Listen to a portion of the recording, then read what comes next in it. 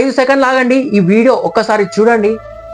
ఇంద్రియములే ఉంది, ఎప్పుడు లాగేస్తూ ఉంటాయి గుర్రాలలాగా. అది అనుభవించు, ఇది అనుభవించు అంటుంటాయి.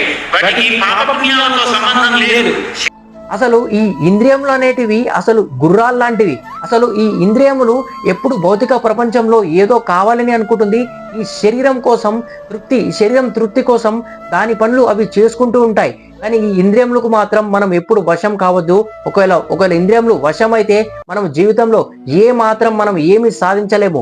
ఇప్పుడున్న కాలంలో మనము అన్ని పనులు కావాలని అనుకుంటాం, అన్ని సక్సెస్ చేద్దాం అనుకుంటాం, కానీ ఓపిక మాత్రం ఎవరికి ఉండట్లేదు. అంటే ఈ ఇంద్రియము అనేది అలా వశపరిచేస్తుంటాయి. మనం ఈ శ్లోకం నుంచి ఏం నేర్చుకుంటున్నామంటే, మనము చేసే ప్రతి పనిలో ఓపిక అనేది ఎలా ఉండాలి.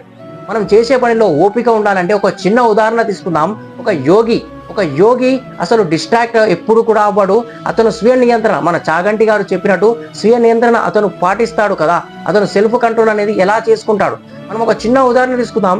మన ఫ్రెండ్ గిట ఏదైనా గెలిస్తే, అతనికి జాబ్ వస్తే మనకి కుళ్ళు అనేది నిండిపోతుంది, కోపం వచ్చేస్తుంది వాని మీద. అసలు ఇవన్నీ కాకుండా ఉండాలంటే మనం చాగంటి గారు చెప్పినట్టు మనం స్వీయ నియంత్రణలో ఉంటే మన జీవితంలో ఎప్పుడైనా మనం ఏ సమస్య వచ్చినా కానీ మనము దీన్ని మెటీరియల్ వరల్డ్లో మనము ఎక్కువ డిస్ట్రాక్ట్ అనేది అవ్వము. మన స్వీయ నియంత్రణ అనేది ప్రతి మనిషికి అనేది చాలా ఇంపార్టెంట్. స్వీయ నియంత్రణ అనేది ఎప్పుడైతే ఉంటుందో మనిషికి, అప్పుడు వాడి జీవితంలో ఎక్కడైనా గెలుస్తాడు. హరే కృష్ణ.